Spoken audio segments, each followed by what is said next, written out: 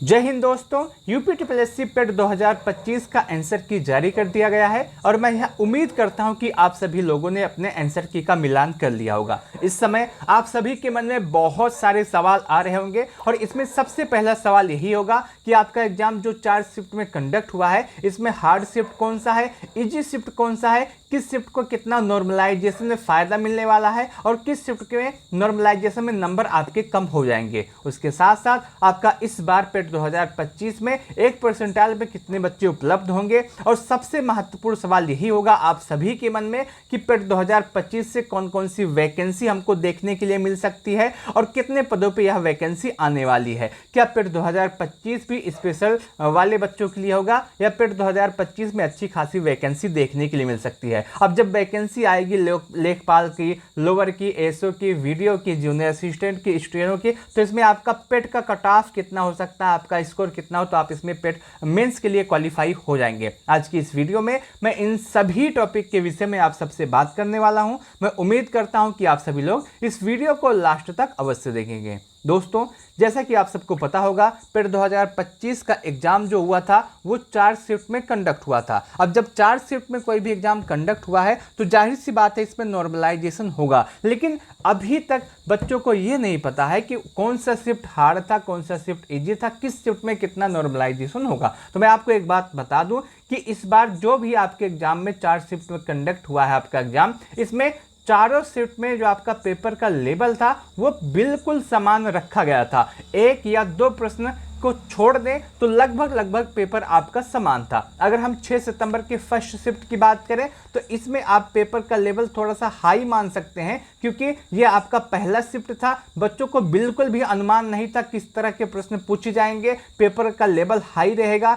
या पेपर का level low रहेगा, उनको कैसे टैकल करना है, कितना समय डीआई में लगाना है, कितना समय हिंदी में लगाना है, कितना समय उनको कैसे करना है, कितने प्रश्न को अटेम्प्ट करना है, कितने को स्किप करना है, ये सभी कुछ अनुमान नहीं था 6 के फर्स्ट शिफ्ट वालों को। उसके बाद जब आपका 6 की सेकंड शिफ्ट आती है तो इसमें आपका अच्छे खासे प्रश्न पूछे गए थे। एक डीआई थी जो अच्छे लेवल की आई थी, बाकी पूरी डीआई आसान थी। 6 की जो आपका सेकंड शिफ्ट था, 6 की फर्स्ट शिफ्ट का लगभग 2 कॉपी था और जो भी बच्चा अच्छे से एनालिसिस करके गया होगा वो अच्छे खासे प्रश्नों को अटेम्प्ट कर पाएगा। उसके बाद 7 की फर्स्ट शिफ्ट आती है, 7 सितंबर की फर्स्ट शिफ्ट, इसमें एक डीआई में अच्छे खासे प्रश्न पूछे गए थे। एक डीआई हर शिफ्ट में, चारों शिफ्ट में एक डीआई अच्छी आई है, बाकी तीनों डीआई आपकी आसान आई है। जो 7 सितंबर की फर्स्ट शिफ्ट थी इसमें एक डीआई ऐसा पूछा गया था जिसमें 3 ऑप्शन अनआप डीज थे। इसकी वजह से बच्चे बहुत ही ज़्यादा कंफ्यूज हुए, वो अनुमान ही नहीं लगा पा रहे थे कि एक शिफ्ट में इतनी अननाप डीज एक ही डीआई में कैसे हो सकता है, और इसकी वजह से बच्चों का बहुत ज़्यादा समय भी बर्बाद हुआ इस प्रश्नों में। उसके बाद 7 की सेकंड शिफ्ट आती है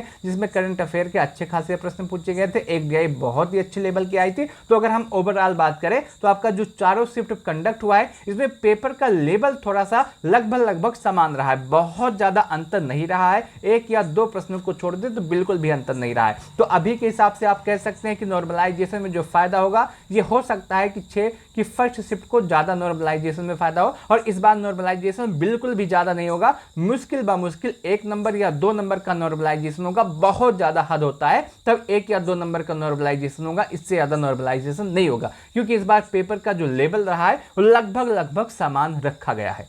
ठीक है, तो आप यहां तक इस बात को समझोगे। आगे आपके मन में यह भी सवाल आएगा कि कितने बच्चों ने एग्जाम दिया है, कितने बच्चों ने एग्जाम स्किप किया है, क्योंकि ये एक महत्वपूर्ण बात होती है। क्योंकि हमको अगर ये पता चल जाएगा कि कितने बच्चों ने एग्जाम दिया है तो हमको वहां से एक बात और पता चल जाएगी कि 1 परसेंटाइल पे कितने बच्चे इस बार उपस्थित रहने वाले हैं। अगर हम बात करें तो इस बार जो कुल आवेदन हुआ था वो 25.31 लाख हुआ था और एग्जाम देने वाले बच्चों की संख्या 19.4 लाख। अगर इस हिसाब से अगर हम देखें तो इस बार 1 परसेंटाइल पे 19,400 बच्चे उपलब्ध हैं, यानी कि आपका जो 1 परसेंटाइल बनेगा उसमें 19,400 बच्चे होंगे। अगर वहीं 2 परसेंटाइल की बात करें, अगर हम लास्ट में अगर देखें जो 99 परसेंटाइल वाला बच्चा होगा, जो जिसके 99 परसेंटाइल आ रहे होंगे वो आपका क्या आएगा, 19,400 वहां पे बच्चे आएंगे। अगर हम बात करें 98 परसेंटाइल या 2 परसेंटाइल पे, इस बार 2 परसेंटाइल पे आपका 38,000 800 बच्चे उपलब्ध होंगे। इस तरीके से आपका पूरा परसेंटाइल इस बार बनने वाला है। अब सबसे महत्वपूर्ण मुद्दे पे बात करते हैं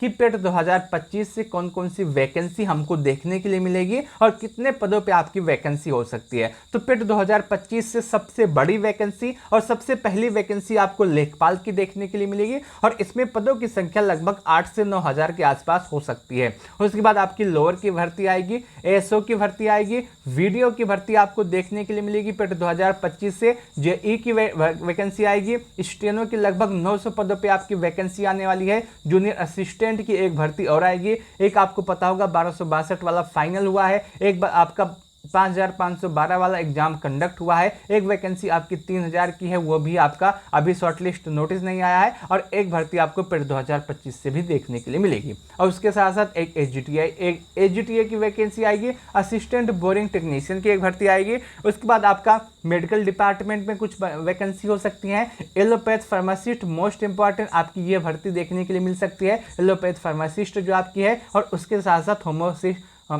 होम्योपैथिक फार्मासिस्ट की भी आपको वैकेंसी देखने के लिए मिल सकती है। और उसके साथ साथ इस बार आपको आयुर्वेद फार्मासिस्ट की भी वैकेंसी आपको पेट 2025 से देखने के लिए मिलेगी, क्योंकि अभी आयुर्वेद फार्मासिस्ट का एक वैकेंसी आई थी बहुत दिनों के बाद, उसमें अभी एग्जाम भी नहीं हुआ है। लेखा परीक्षक अधिकारी की भी आपको 550 पदों पर वैकेंसी देखने के लिए मिल सकती है। असिस्टेंट बोरिंग टेक्नीशियन वाले जो बच्चे हैं ये भी बहुत ही दिनों से इस वैकेंसी का इंतजार कर रहे हैं, लेकिन पेट 2025 जो होगा ये आपका इंतजार का अंत होगा। अब सवाल ये आता है, जब इतने पदों पे आपकी वैकेंसी आएगी तो उसमें पेट का कट ऑफ कितना होगा, पेट में कितना स्कोर होगा, तो आप इन वैकेंसियों में मेंस एग्जाम दे सकते हैं। और इस विषय में अगर हम बात करें तो सबसे पहली और जो सबसे महत्वपूर्ण वैकेंसी है आपकी लेखपाल की होने वाली है। लेखपाल की जो वैकेंसी है आपने देखा होगा, कहीं कहीं कोई कह रहा है 10,000 पदों पे आपकी वैकेंसी आएगी, कोई कह रहा है 8,000 पदों पे आएगी, कोई कह रहा है 9,000 पदों पे आएगी। अगर हम बात करें लेखपाल की वैकेंसी के विषय में तो अभी जो संभावना दिख रही है वो आपका 8,500 के आसपास पदों पे आपका नोटिफिकेशन आ सकता है। अगर 8,500 पदों पे आपका नोटिफिकेशन आता है तो इसमें जो आपका पेट का कट ऑफ होगा वो लगभग 55 से लेकर के 60 के आसपास रहने वाला है। यदि आपका स्कोर 55 से लेकर के 60 के आसपास है तो आप यह मान के चलेंगे कि आप लेखपाल में मेंस देने वाले हैं। इसके बहुत सारे कारण हैं। सबसे पहला, लेखपाल में इतने अधिक पदों पे आपकी वैकेंसी आने वाली है 10,000 पदों पे, तो इसका कहा जाता है कि 30 गुना बच्चों को शॉर्टलिस्ट किया जाएगा, लेकिन कभी भी 30 गुना बच्चों को शॉर्टलिस्ट नहीं किया गया है। कभी 35, कभी 40, कभी 42 गुना बच्चों को शॉर्टलिस्ट किया गया है। तो उसके साथ साथ आप यह भी मानिएगा कि ये आने वाले समय में 2027 में इलेक्शन है, और 2027 में जब इलेक्शन है तो सरकार भी चाहेगी कि ज़्यादा से ज़्यादा बच्चों को इसमें मौका दिया जाए, जिससे हमारा हाथ मजबूत हो। तो इसमें लेखपाल वाली वैकेंसी में 10,000 पदों पर जो आपकी वैकेंसी आएगी, इसमें यदि आपका पेट में स्कोर 55 से लेकर के 60 के आसपास बन रहा होगा इस समय, तो आप कंफर्म मानिएगा कि आप लेखपाल देने वाले हैं, आप लेखपाल अवश्य देंगे। उसके बाद दूसरी जो वैकेंसी आएगी ये आपकी लोअर की वैकेंसी आने वाली है, जिसमें पदों की संख्या लगभग 1900 के आसपास है। ये जो लोअर की वैकेंसी है इसीलिए आपका पेट 2025 में कंपटीशन बढ़ा है, क्योंकि बहुत सारे बच्चे ऐसे हैं जो जॉब कर रहे हैं लेकिन उनको लोअर देना था, इसीलिए वो पेट 2025 में अपना आवेदन किए। हो सकता है कि वो आवेदन ना करते अगर उनको ये इस बात का कंफर्म होता कि पेट 2025 से लोअर की वैकेंसी आएगी। लोअर की वैकेंसी पेट 2025 से आनी थी, इसलिए इसमें कंपटीशन भी बढ़ा, इसमें ज़्यादा बच्चे आपके आए हैं, इसमें एग्जाम दिए हैं ये इसी वैकेंसी को देखने के लिए। उसके बाद आपका एएसओ की वैकेंसी होगी लगभग 1400 पदों के आसपास इसमें भर्ती होने वाली है। वीडियो की आएगी, वीडियो भी बहुत दिन हो गया भर्ती आए हुए, लेकिन इस बार आपका वीडियो वाले बच्चे भी इसमें अपना भर्ती आपको देखने के लिए मिलेगी। उसके बाद आपको एक स्टेनो की वैकेंसी देखने के लिए मिलेगी। एक आपका 333 पदों पर स्टेनो की भर्ती आई थी, लेकिन उसमें अभी तक एग्जाम नहीं संपन्न हो पाया है। उसके बाद आपका एक भर्ती और आया था 1200 पदों के आसपास, लेकिन उसमें भी अभी शॉर्टलिस्ट नोटिस नहीं आया। एक आपको स्टेनो देखने के लिए मिलेगा 2025 के से, ये भी आपका इंपॉर्टेंट होने वाला है। जूनियर असिस्टेंट की वैकेंसी आएगी, एसजीटीए की वैकेंसी आएगी, असिस्टेंट बोरिंग टेक्नीशियन की भर्ती आपको देखने के लिए मिलेगी। ये असिस्टेंट बोरिंग टेक्नीशियन वाले जो बच्चे बहुत दिनों से इस वैकेंसी का इंतजार कर रहे हैं, लेकिन फाइनली आपका इंतजार अब पेट 2025 से समाप्त होने वाला है। आपको इस बार नोटिफिकेशन देखने के लिए मिलेगा। मेडिकल डिपार्टमेंट में 100 पदों के आसपास आपका हो सकता है। अगर मैं बात करूं जो स्पेशल डिग्री वाले हैं, जैसे आपका मेडिकल डिपार्टमेंट की कुछ वैकेंसी आएंगी, एलोपैथ फार्मासिस्ट हुआ, होम्योपैथिक फार्मासिस्ट हुआ, उसके बाद आयुर्वेद फार्मासिस्ट हुआ, एजीटीए हुआ, असिस्टेंट बोरिंग टेक्नीशियन होगा। इस सभी में जो आपका पेट का कट ऑफ होगा वो बहुत अधिक नहीं रहने वाला है। यदि आपका पॉजिटिव में स्कोर है तो आप इसमें शॉर्टलिस्ट होने वाले हैं। और इस बार का जो पेपर है इसमें नेगेटिव कोई भी बच्चा नहीं गया। अभी के हिसाब से जितने भी मैंने अभी तक देखे आंसर की का मिलान किया है उसमें नेगेटिव रहने वाले बच्चों की संख्या बिल्कुल कम है। ये आपकी देखने के लिए मिल रहा है। तो आप ये मानिएगा